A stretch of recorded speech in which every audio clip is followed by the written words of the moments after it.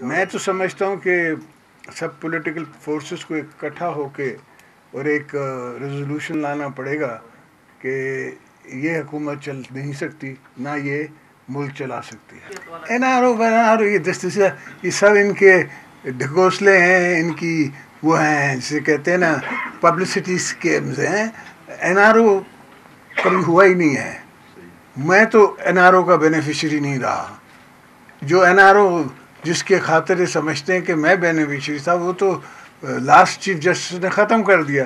مجھے تو وہ کیسز پھر بھگتنے پڑے اور کیسوں سے جیتنے پڑے۔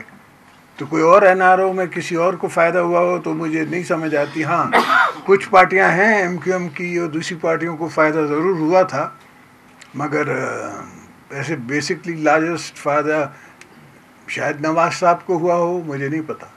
آپ کے اور میاں نواز شریف کے درمیان ملاقات کرانے کی بڑی کوششیں ہوتی رہی ہیں، وہ کیا وجوہات ہیں کہ آپ اور ان کے درمیان فاصلے کم نہیں ہوتے؟ ایک غم ہو تو بتاؤں۔ جو آج میں کیس جس میں بھگت رہا ہوں اس کی نیٹ سے ایف آئی آر اتار کے دیکھ لیں تو وہ میاں صاحب کا ہی شروع کیا ہوا ہے، مگر اس کا مطلب یہ نہیں کہ ہو نہیں سکتا۔